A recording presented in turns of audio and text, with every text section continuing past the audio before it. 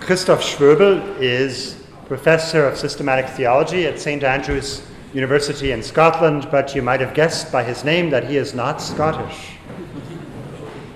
He was born in Frankfurt, Germany. He is a ordained Lutheran pastor, as well as a systematic theologian, and he studied in and taught in many of the great centers of Protestant theology. He did his doctoral work in Marburg, the University of Marburg. He studied the correspondence of a theologian and journalist of the early 20th century named Martin Rade, who corresponded and worked with the giant of 20th century Protestant thought, Karl Barth. Christoph Schwöbel has taught at various institutions. I'll just quickly mention a couple of them. He's taught at King's College in London, at the Christian Albrechts University in Kiel, in Germany, at the Ruprecht Karls University in Heidelberg, and he is the successor of Eberhard Jüngel, a leading 20th century Lutheran theologian, at the University of Tübingen. While he was at King's College, also founded a center of a research institute in systematic theology. That was in 1988. He has an intriguingly broad range of theological interests that basically center on fundamental theology, philosophy of religion, issues of creation and evolution, but also on ecumenical theology. Among other things, he's been involved in a research project that has been taking place at the Lateran University, and that was on ecumenical theology and dialogue, and was strongly encouraged by then Cardinal Joseph Ratzinger, later, of course, being Pope Benedict XVI. So his research interests include not just ecumenical dialogue and theology or divine action, but also themes in interreligious dialogue, as well as theology and literary criticism, specifically on the German novelist Thomas Manns. His books include God, Action and Revelation, that's in 1992. And if I translate the terms into English, then the titles would be God in Relation, Studies in Dogmatic Theology, Christian Faith in a Pluralistic Setting, Theological Themes in the Great Novels of Thomas Manns, to which I just referred, and also in 2011, God in Conversation. He has various other publications. And his topic today is Taking the Form of a Servant, Kenosis and Divine Self-Giving in Thomas Aquinas and Martin Luther. Professor Schwöbel.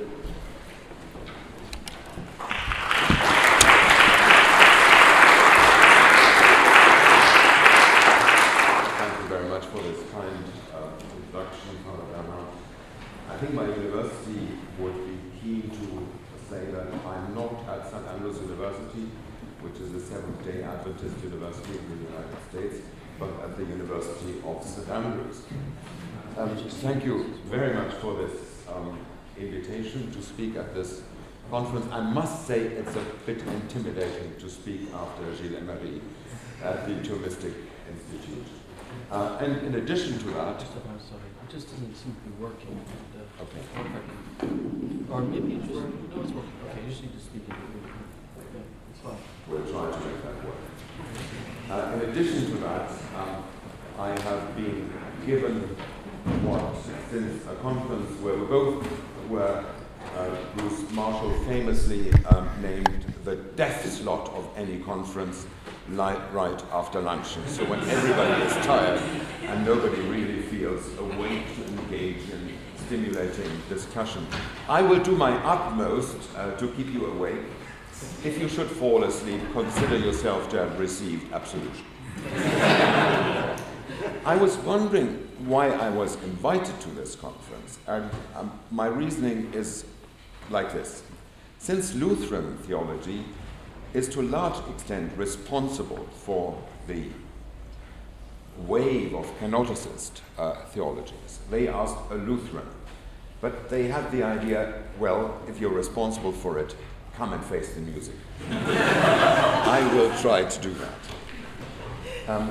You will see that I have tried to put my thoughts into a number of remarks, sometimes theses, sometimes less than theses, and I will go through them together with you. So the first section is on the strange persistence of Kenoticism, disputed questions. There is hardly a passage in the Bible that has attracted so much theological attention over the centuries than a few verses from Paul's letter to the Philippians. Your attitude should be the same as that of Jesus Christ, who, being in the form or fame of God, did not consider equality with God something to be grasped, but emptied himself, a kenosin, taking the form of a servant, being made in human likeness, and being found in appearance as a man, he humbled himself and became obedient to death, even to death on the cross. The verb ekenosin, emptied himself, gave the name to the theological conundrum that has been associated with this passage at least since the 16th century. It has been claimed that theological reflection on the self-emptying of Christ or God, I quote, has become a vibrant and indeed dominant strain in modern theology. That's a quotation from my St. Andrews colleague, David Brown, Professor Emeritus, there from his book, Divine Humanity. The focus on kenosis as constitutive for what we have to say about Christ and about God transcends denominational and confessional boundaries and presents itself as a truly ecumenical phenomenon. That is something to be noted, that kenoticism is no longer a kind of Protestant domain as it was in the 19th century, and later became, from a Lutheran interest, one that was largely shared by Anglican theology in the 19th and then the early 20th theology. But it is now to be found in every denominational family, especially also in Eastern Orthodoxy, where, for example, Bulgakov's great work, The Lamb of God, is a kind of very intense kenoticist theology, and you find similar tendencies in Solovyev, Berdyaev, in quite a number of important authors of that tremendous revival of Orthodox thought at the first half of the 20th century, focus on Saint-Serge in Paris. In order to access this phenomenon, to grasp its contours, to formulate the questions kenotic theologies try to respond to, and to focus the questions kenotic theologies raise, it might be useful to distinguish three distinct phases of the debate on kenosis. After that, we can hopefully offer a suggestion of how the question of the extension, what it refers to, and the intention, what it means of kenosis, can be more concisely phrased. One of the things that I realized when engaging again with kenotic theologies was that the extension is by no means clear. What does it really refer to? Is it the kenosis of the Son of God in becoming incarnate? Is it the life of the incarnate God? Or is it something that occurs within the inner Trinitarian life of God?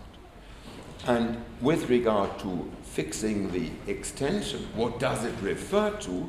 We have to reflect on what is the meaning of emptying oneself. Is it giving up certain divine attributes?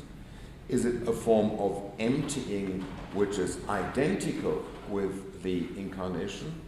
Or does it include, for example, the suspension of the exercise of divine attributes? All these possibilities are part of the discussion, and the more we can sort them out, the extension and the intention, the clearer, I think, our theological judgment can be. Then it makes sense to turn to Thomas Aquinas and Martin Luther's understanding of the passage in Paul, and to the question how it relates to ethical, Christological, and wider theological Trinitarian concerns. Selecting these two theologians hardly needs justification. However, with regard to the question of kenosis, referring to them proposes to be particularly illuminating. Thomas is often referred to as a resource for criticizing certain Kenoticist tendencies, and Martin Luther is praised or blamed as one of the fathers of Kenotic thought.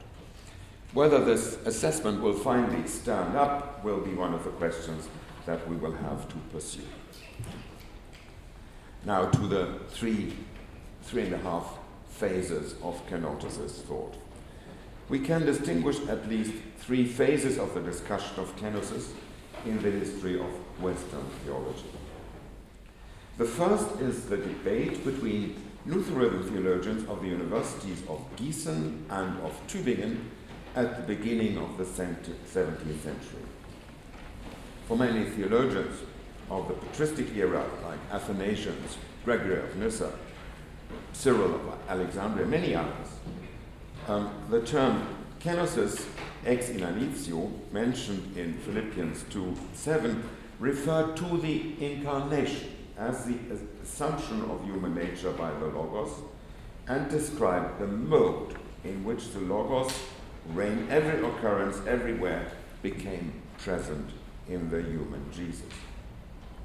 There was no indication of any surrender or cessation of divine attributes in the incarnation in the patristic theologians.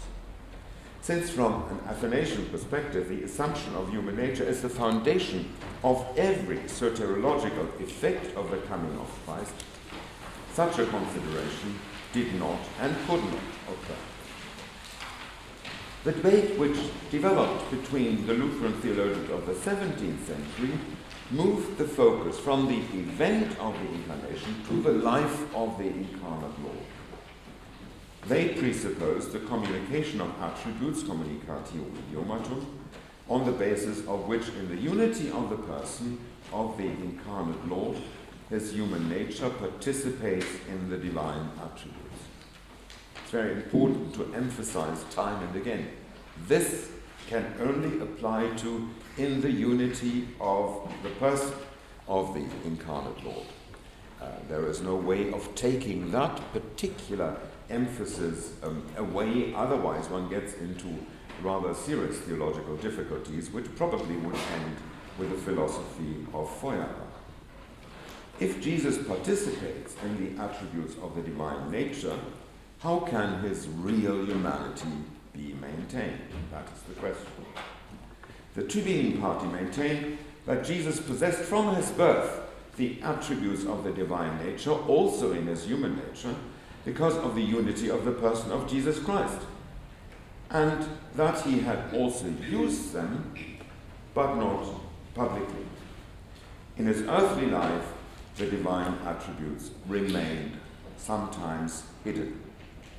Krypsis is the Greek word which they used in order to describe that. It's a cryptic interpretation of the Kenosan passage in Paul. With this position, they could defend the Lutheran doctrine of the ubiquity of the human nature of Jesus in personal union with the divine nature after the exaltation. In contrast to this view, the theologians from Gießen followed Martin Chemnitz's interpretation of the ubiquity of the human nature of Christ as a form of presence that occurs in all places the exalted Son wills it. This particular form of teaching is known as multi-volley presence. So it can be in many different places when the divine Son wills it. It's not an automatic implication of the exalted status of the divine Son. And that they interpreted as kenosis. They assumed a real cessation of the use of the exercise of divine attributes during the life of the incarnate Lord. While the Tübingen position could be seen as jeopardizing the full humanity of Christ, you will remember that Yves Congar famously criticized Martin Luther's theology for being a monophysite Christology, because the humanity of Christ didn't have full weight in his Christology. That is also something that the Gießen theologians the Tübingen theologians would be in danger of. And so they could be seen as implicitly denying the full personal union of the nature. And in contrast to that, the Eastern position could be accused of implicitly denying the full personal union of the human and divine nature of Christ if the Logos reigned the universe apart from his union with the human Jesus during the Incarnation. That is precisely the argument which the Tübingen party presented to the Gießen party by saying, if you say that there is some kind of cessation of the use of the divine attributes, do you not lead in the end to a Nestorian position, where during the time where you have the kenosis of the divine attributes during the incarnate life, since the Logos still maintains reigning everything in the universe, you will have to suppose that there are two supposits of the divine and the human nature, one in the kenotic state and one which is not affected by the kenotic state. We note that at this first stage of kenotic theologizing, kenosis or crypsis refers to the life of the incarnate on earth and describes the mode of his actions and passions during the incarnation. So the real debate is always a debate about the interpretation of Scripture. How should we interpret biblical narratives where Jesus appears weak, sleeps, seems to participate fully in human life? Is that a hiddenness of his divine attributes in the unity of the person? Or is it that his divine attributes are sort of suspended while he sleeps and maybe are activated again when he performs a miracle? So there is an interest in that of maintaining the continuity of the person, but at the same time of remaining true to the biblical record. Now the second phase. For the kenoticists of the 19th century, it is not the incarnate Lord, but the creator Logos who empties himself of certain divine attributes in becoming incarnate.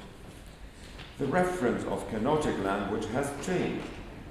In its dominant form in the kenotic Christology of Gottfried Thomasius, the Logos divests himself of the relative attributes of God which characterize God's relationship to the world, like omnipresence, omnipotence, and omniscience, but retains the absolute attributes of God, God's holiness, truth, and love. The intention of this move is clear. The kenosis of the Logos in the Incarnation is understood as a self-restriction on the part of the Logos, so that the Logos can lead the life that is appropriate to the human nature he assumed in the Incarnation. This form of kenotic Christology was intended to make the classical Chalcedonian Christology compatible with the picture of the historical Jesus as it was presented by the early representatives of historical critical exegesis, or higher criticism as that was called in the English-speaking world. So the move towards a kenotic theory was a move to integrate and somehow theologically appropriate the findings of historical critical research. If Jesus is divested of the relative divine attributes, the attributes of divinity in relation to the world, then he could be seen as the person that the historical critical exegetes describe, who doesn't really differ so much from any other human person as we know them. So it is a move of adapting to a new situation while at the same time trying to hold fast to Chalcedonian Christology. That is what characterizes kenotic Christology during that particular stage. To be able to mediate, to reconcile two worlds of theological reflection. The one of historical critical exegesis and at the same time the classical model of Chalcedonian Christology. However, is that really possible? Would the divine nature of Christ not be characterized exactly by those relative attributes which the kenoticist said he surrenders in the incarnation? Is it possible to maintain the full divinity of Christ while saying, well, he's not omnipotent, he's not omniscient, and certainly not omnipresent during that?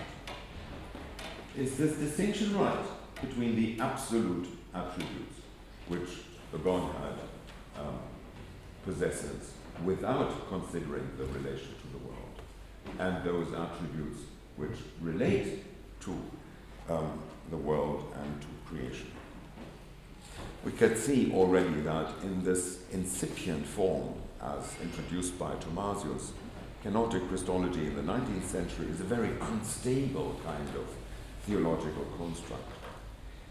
And the history of this form of kenotic theology led both to a radicalization of the kenotic motive in the Christology of Guess, for example, who postulated the transformation of the Logos into a human being, and to various attempts to prevent such a radical interpretation that would lead to an open contradiction to classical theology, Christology. In the course of this debate, the contradiction of kenotic Christologies with classical theology was picked up. Isaac August Dorner, for example, pointed to the conflict with divine immutability. If there is this self-emptying of the relative divine attributes, how do we square that with a notion of a metaphysical divine immutability? One of the possible answers to that would be to say, well, the immutability would have to be understood as the immutability of God's love, as the immutability of God's holiness, of the absolute attributes. But this is very difficult to explain, since the change seems to consist in Christ and not in the one Christ relates to. And therefore, there is a real problem here.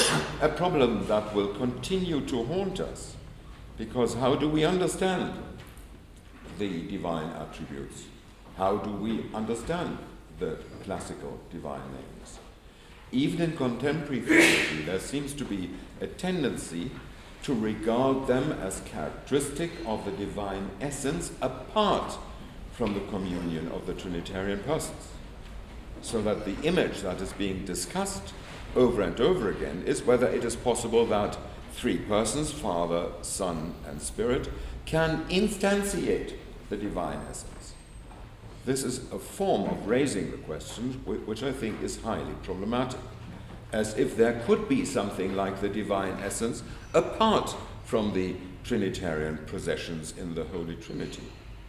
Is it not that in this way there is the divine essence quasi lurking like a fourth person behind the Father, the Son, and the Spirit? The only way to deal with that particular danger is to say quite clearly that apart from the processions, relations, and all that follows of the Trinity, we don't have a divine essence.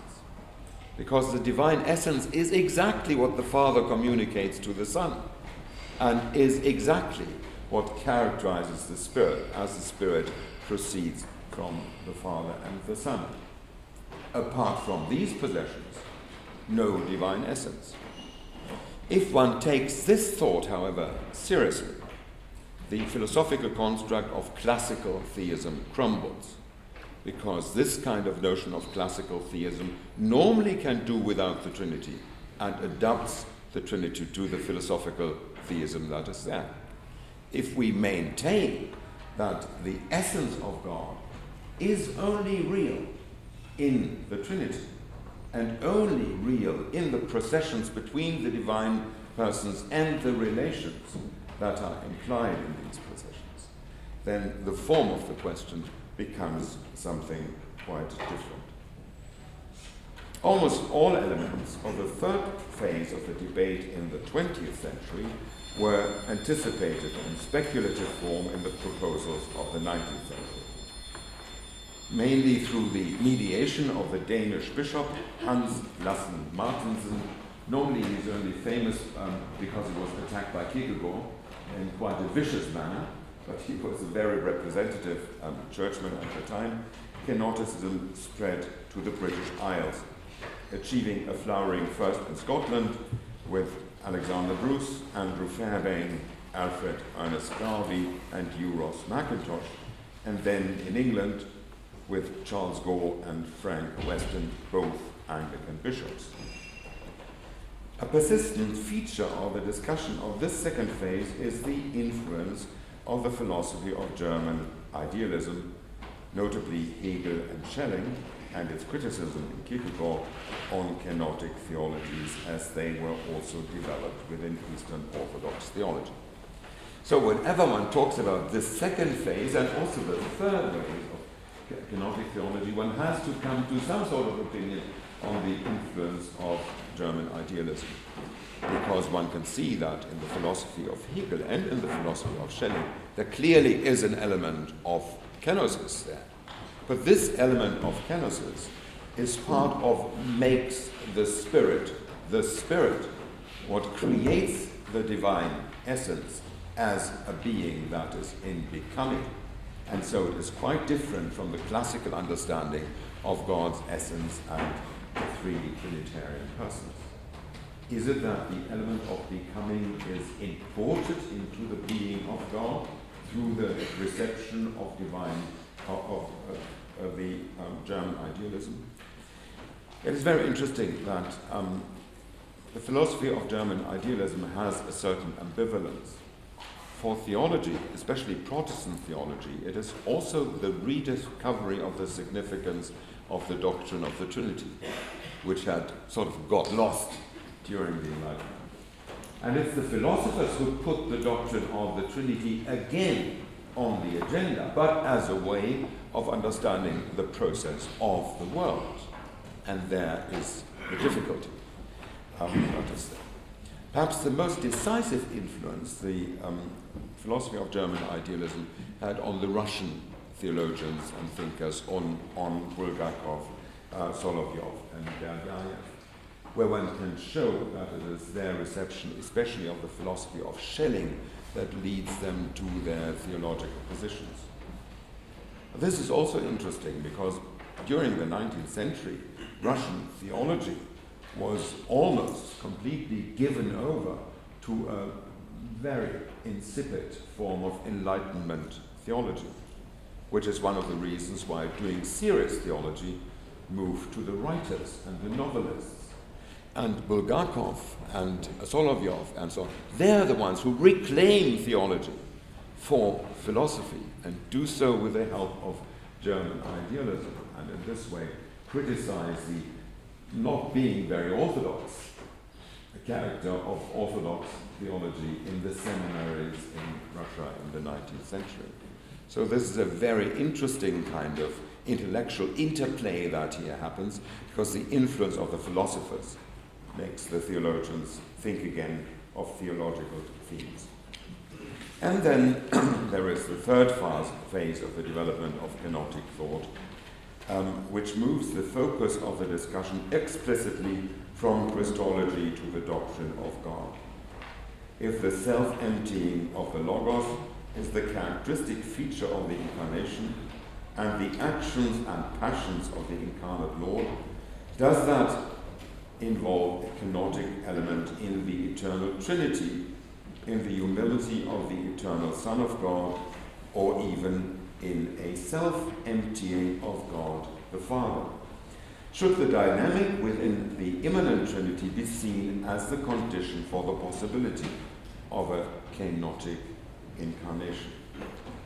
It is here that a reinterpretation or a revision of the classical doctrine of the divine attributes is called for, and that the framework of substance metaphysics is questioned explicitly by some with regard to its ability to do justice to the biblical witness.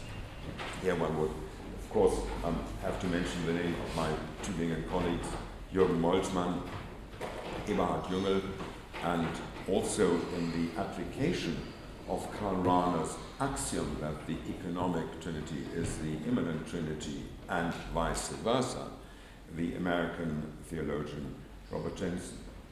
what we see here is that there is a tremendous pressure to revise the traditional attributes of the essence of God, and to do so for very good theological reasons, and not for reasons of adapting them to some kind of zeitgeist or philosophical mood of the day. A variation of this third phase is the debate in Roman Catholic theology between the followers of Hans Urs von Balthasar and Thomist theologians, which has been compared to the De Auxiliis controversy between Jesuits and Dominicans from 1581 to 1607. In the polemics of this debate, the Jesuits were often accused by the Dominicans as being at least crypto-Lutherans, not quite so kenotic Lutherans. I wasn't really aware that this debate is alive and well in the Angelicum. Until this morning at breakfast we had the following scene. The room was suddenly silent. Now, my grandmother would have said that an angel passed by. However, what was said by Father Glenn was, well, a Jesuit must have gone to heaven. That made me aware that this kind of debate obviously still plays a very important role. Behind it, of course, is a very serious theological problem.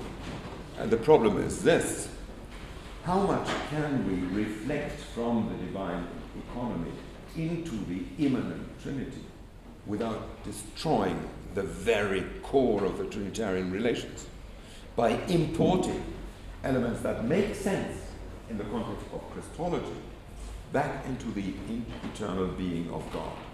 It's not only that the eternal being of God becomes rather dramatic on such an interpretation, but it might also become inconsistent. And that is something that is seriously to be feared, because how can you place your faith in a being that has internal inconsistencies? So there is a strong religious background to this debate between two orders that, at least from my external perspective, still seems to be going on. Now let us turn to Thomas Aquinas, the self-emptying of Christ and its Trinitarian foundations. You can already see from that subtitle that I rely entirely on Gilles Emery's article in Nova et Vetera and his interpretation of Thomas Aquinas' doctrine of the Trinity. I would, however, emphasize some aspects in a slightly different way, and it would be very interesting to see whether he can agree with that as a possible reading of Thomas Aquinas. Thomas Aquinas' understanding of kenosis is strictly focused on the interpretation of Philippians 2:5-11, combining the ethical exaltation with a Christological interpretation which relates the humility of Christ to his exaltation. This is an important point. I think it belongs, so to say, to the particular character of the theology of Reformation to keep one's theology close to the relevant passages of Scripture and not to abstract general principles from them. So when we talk about kenosis, we must be able to make the link to that passage as a matter of theological craftsmanship and of theological virtue. With regard to the meaning of emptied himself, Thomas Aquinas maintains that the Word did not surrender its divinity, but assumed a human nature, and in this he's entirely consistent with the patristic theology. Dicit ergo ex inanivit, quia humanum naturam assumpsit. It is said that he emptied himself because he assumed a human nature. Kenosis is assumption of human nature. Human nature is, for Thomas Aquinas, as we've heard, not a developed personality, but nature in a state of potency to be filled by the identity of the Son of God. Accepit ergo naturam in persona sua, ut esset idem in persona filius Dei et filius homines. The identity that is maintained here, which is a continuous identity throughout the incarnation, including the kenosis, is based on the fact that there is no new identity element that is constituted from the human nature. It is entirely constituted in the relationship of the divine nature to the person of the Son. That is the continuous identity. The assumption of human nature in this state of potency does not place restrictions on the person of the Son of God in the incarnation. The Logos does not empty himself, but assumes a quasi-empty human nature. Father Gilles Emery has explained that just a moment ago by saying he empties himself by assuming an empty nature. And therefore the emptying is not to be seen as an active process of surrender of anything, but as the act of assuming human nature, which in this state is to be seen as characterized by the potency to be filled with characteristic through the person of the Son. The Logos does not empty himself, but assumes a quasi-empty human nature. The self-emptying must more precisely be understood as a filling of human nature in the state of potency. Fourth, the assumption of human nature is possible because the person of the Word includes the infinity of the divine nature. I found that the most intriguing element of Gilles Emery's interpretation here, because it is the principle of divine simplicity that implies that the divine nature is not subject to any genus, well, that's the normal stuff, but is the principle of all genera, beyond every genus. That's what we always learn. This, however, implies for Thomas in the interpretation of Gilles Emery, that the divine essence contains in itself all the perfections of the creatures. He explains that in the following way. The reference to the Son's ex inanitio makes it quite clear, because of the infinity of his divine nature, which includes every finite nature, the person of the Son can assume a smaller nature in the unity of his own person.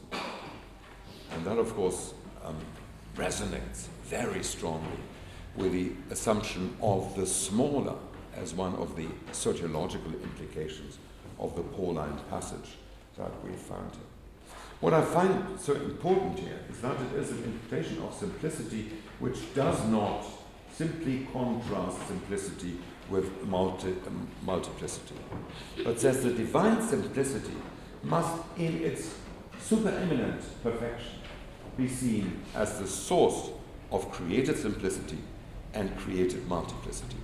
It goes beyond that. And that is something that applies, I think, to all attributes of God.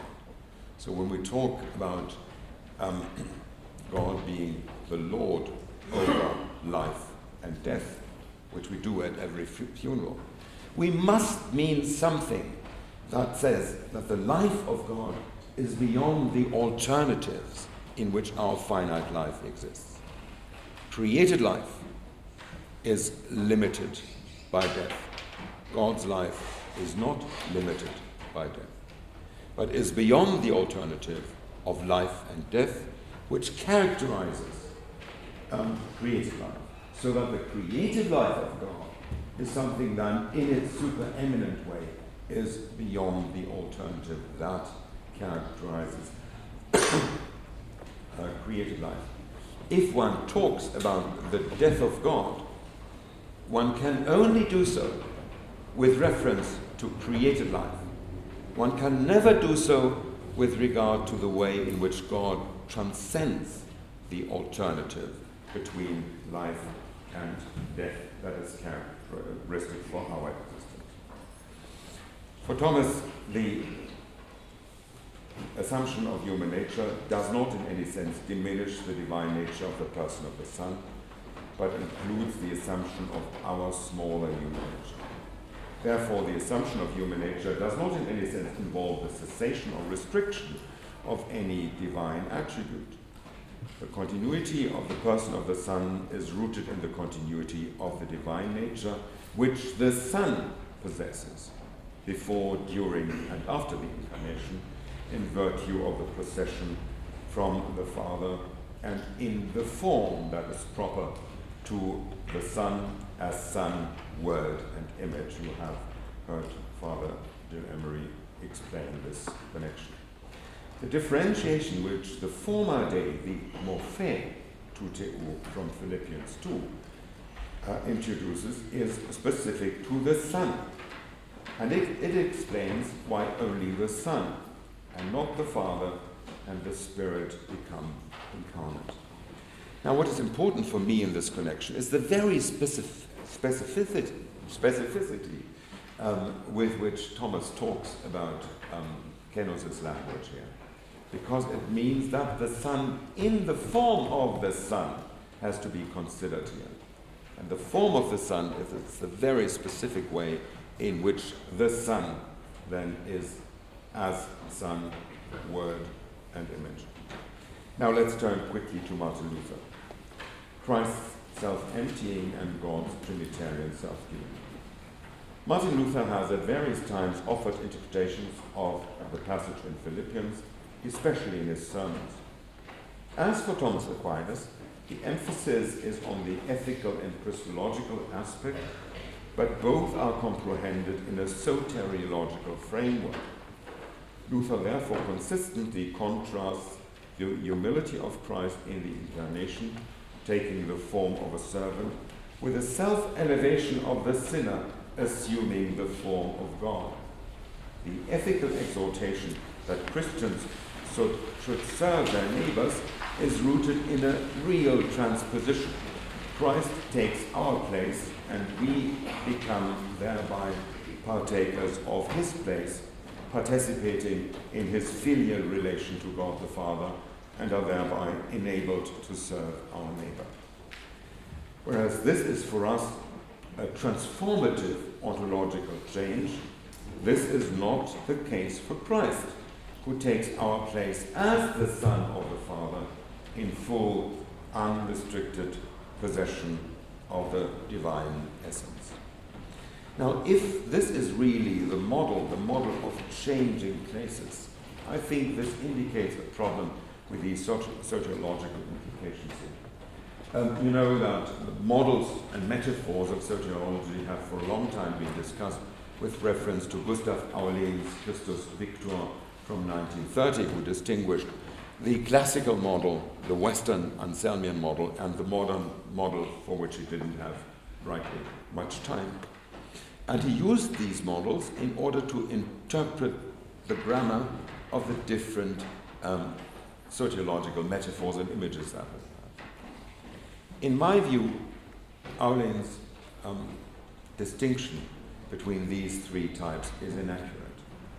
One that, at least at the moment, would offer a little more clarity is to understand the soteriological metaphors according to a grammar of transformation or transmutation, which you find, for example, also in Aquinas, as transaction, which characterizes some of the patristic models, but certainly the one of penal substitution in modern Reformed theology, and of transposition or translocation, Christ taking our place, which is, I think, the model that Martin Luther uses here, and very often explains in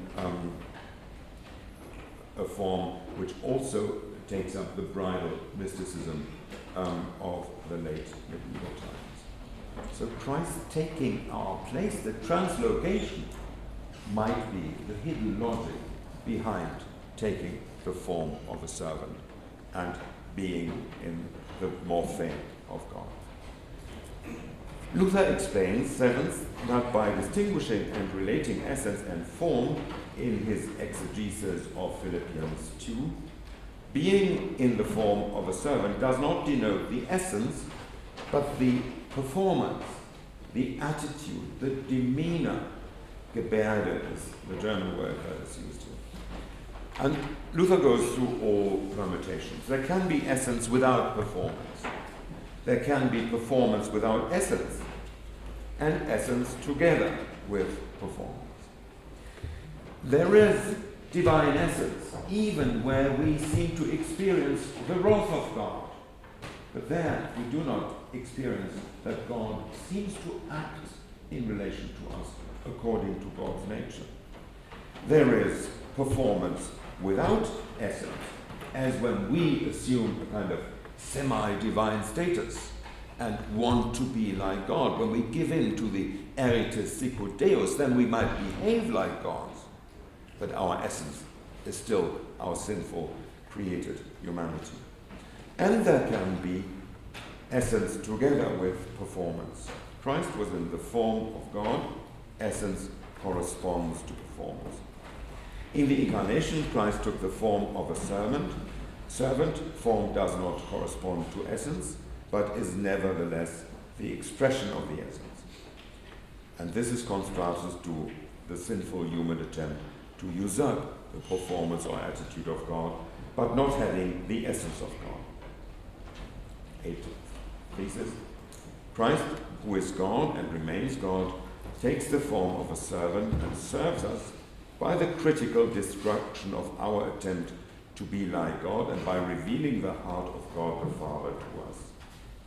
Luther writes, here St. Paul opens up heaven with a word and makes room for us to see the abundance of the divine majesty and to gaze on the inexpressibly gracious will and love of the Father's heart towards us, so that we would feel that God from eternity has been pleased with what Christ, the glorious person, would do and now has done for us.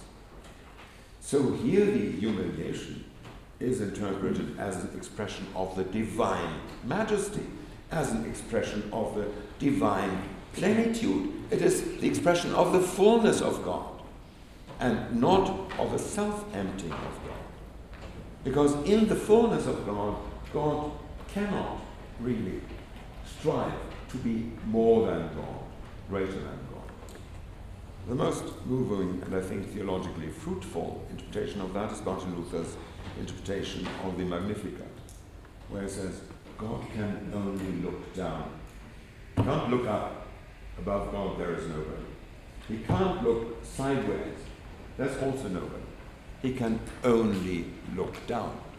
It's the essence of his divine majesty to relate to us in humanity.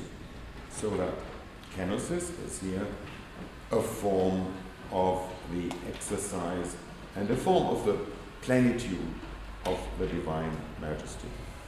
Luther interprets the kenosis as a form of divine self-giving for our salvation. The self-giving does not involve a restriction or surrender on the part of God's essence, but a modulation of his giving to our need. The inner Trinitarian foundation of this self-giving is the understanding of God as an eternal conversation, which in the incarnation of the Son and through the Spirit is opened up for us.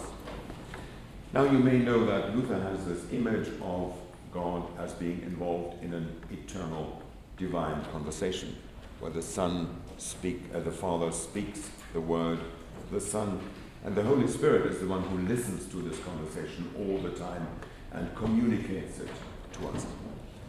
In most of the literature you will find that this is not taken metaphysically seriously, but is just seen as a metaphor. I think that is a mistake. We take begetting metaphysically seriously as a description of the procession, and we should take also conversation seriously, as did most of the tradition. In Anselm you will find that the locutio of the word is both within God and towards the world, but is certainly an element of the divine essence. There's in fact a very long tradition of that. Now, what concentrating on that particular conceptual model with ontological weight could help us with is to deal with the divorce of being and meaning, which has characterized most of modern philosophy, and I think most of the world in which we live, where something exists, but the meaning of whatever exists is something that we decide upon by our form of forming synthetic judgments. For Luther, even the act of creation is an expression of the divine conversation, because every one of us is a word of God. We are all part of God's vocabulary, he says in the Genesis lectures, subject to the rules of divine grammar. How would that change our view of the world if we would understand everything that exists already invested with divine meaning right from the start? So there's something to be said for using this particular image also of the Trinity. Now, very briefly, suggestions for further conversations. The strange persistence of Kenoticism points to unresolved problems in the metaphysical frameworks within which we seek to give appropriate expression to the Christian gospel. The language of the self-emptying of Jesus Christ in Philippians 2 raises a challenge to our understanding of the perfections of God and of our understanding of history, most poignantly expressed in Lessing's dictum that accidental truths of history can never become the proof of eternal truth of reason. What is wrong theologically with this statement is that it considers that there could be eternal truths of reason which are independent of God's eternal Trinitarian being, and it considers that there could be accidental truths of his history which are independent of the fact of the incarnation. Both Thomas Aquinas and Martin Luther challenged the metaphysical dualism presupposed in Lessing's view. They proposed revisions to the inherited conceptual frames based on the inside of the Christian gospel. In Aquinas, the regulative principle of divine simplicity, regarded God's beyond any genus as the principle of all genera, is used to show that the infinite can assume every finite form. In Martin Luther, the opposition between the eternal and the temporal is bridged by the divine self-disclosure, which neither comprises the eternal nor devalues the temporal. Both Thomas Aquinas and Luther resist the temptation to transfer the historical into the eternal divine essence directly, nor do they postulate a self-restriction or relativization of the eternal God in the incarnation. The divine attributes must be expressed through the self-manifestation of God in the incarnation, and so overcome the temptation to define God by the contrast of the negation of attributes predicated of the created order. That can ever only be a preliminary exercise. The economic Trinity is the self-manifestation of the immanent Trinity in the form proper to each person. In Christ, the created order is assumed by God or is sanctified as the means, the performance of divine self-communication. Martin Luther's theology is often most poignantly expressed in his hymns. And so let me end with two quotations. One from his Christmas hymn, where he said, "Whom all the world could not enwrap, lieth here in Mary's lap. A little child, he now is grown, who everything upholds alone." So the very majesty of God consists in the fact that nothing is so great that God would not be greater, and nothing is so small that God would not be smaller. Nothing is so long that God would not be longer, but nothing is so short that God would not be shorter. Nothing is so high that God would not be higher. And, important for Kenosis, nothing is so low that God would not be lower. In view of this understanding of the divine pleroses, of the plenitude of the divine, Majesty, do we need a kenotic theology? No, only as the modulation of the divine pluralism which expresses the all-encompassing fullness of God's Trinitarian self-giving. Thank you for your patience.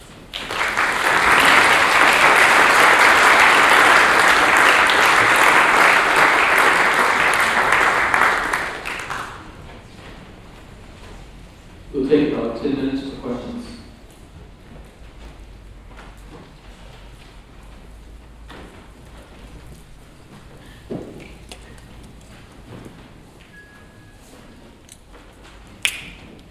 Thank you very much, Professor Schwöbel, for your excellent presentation. I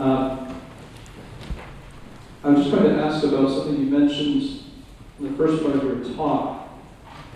You said that it is here that a reinterpretation or revision of the classical doctrine of divine attributes is called for. I believe you went on to express how it would be important to examine these in light of the doctrine of the Trinity, the relations of persons. I think that's a very beautiful idea, and I was just wondering what would that look like in light of the fact of still retaining, obviously, the necessity of the one God, that it is three gods, three persons in one God. That's a mistake I don't excuse. Thank you.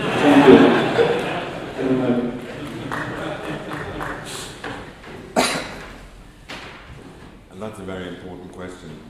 You see, what I'm trying to feel and think my way towards is it not that we get into these conundrums with kenotic theology because we have a kind of not fully baptized theology of the divine attributes, but defining them mainly in contrast to the created order, so that divine simplicity is understood as that which the multiplicity of the world is not. Now, for me, that's an accurate understanding of what Muslim theologians mean by Tawhid. I think Christian theologians are challenged to show that their notion of simplicity is different and is not developed in contrast to the multiplicity of the world, but is developed in the relationship of the three Trinitarian persons. And the same, I think, goes for defining eternity. Have we understood eternity sufficiently if we only see it negatively? Would we also have to see it as the fullness of eternity in which God, as the ground of all time, can be present in all time and will be the perfecting cause of all time? These further developments are, for me, theologically called for. And the kenotic problem is the contrast of the fact of the incarnation with unbaptized divine attributes. And there you get the problem. And I think this is not a new thing, but in this kind of revision of received metaphysics, Thomas Aquinas was already involved, given that the received metaphysics of his day was probably the one of Ibn Sina, defined in a paradigm that was cultivated in Baghdad. And one has to understand this tremendous theological creativity as the refashioning of metaphysics according to the truth of the gospel. And that's also something, I think, where Martin Luther was engaged in. Unfortunately, we don't have such a beautiful systematic expression of that, but writings of different sorts, and also, I think, a development that never came to its full conclusion. But with regard to Kenosis, I think they basically go along the same lines. Thank you. I like the idea of fullness, and I would like to mention another Dominican thinker that goes in line with Luther as well, which is Eckhart. Yeah. And of course, he emphasized the very essence of God as infinitely beyond Trinity still. And that has two advantages in terms of kenosis. First, God keeps nothing to himself, not even his being. So the being of the world is the being of God, because he's completely different.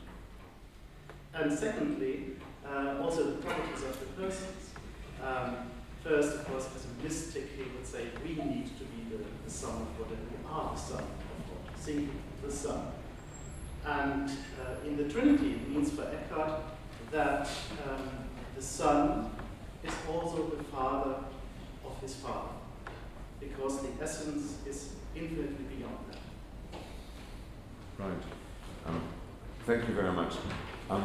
Meister Eckhart has a very prominent place of my list of heretics I love. But there is real heresy here. And that is that one has to maintain that there is only one hypostatic union. And only because of the hypostatic union with Christ, we can have in him and through the Spirit a filial relationship to God. And this is something that cannot be developed into a universal, general metaphysical principle, as Eckhart sometimes does it. Also, he has, instead of the locutio at the being of God, only the thought, and the dialogical element, which is so strong in the tradition, I think is a little weaker there. But I'm sure that I will not come to a so to say, conclusive response to Eckhart during my lifetime. And there are conversations in heaven one can look forward to.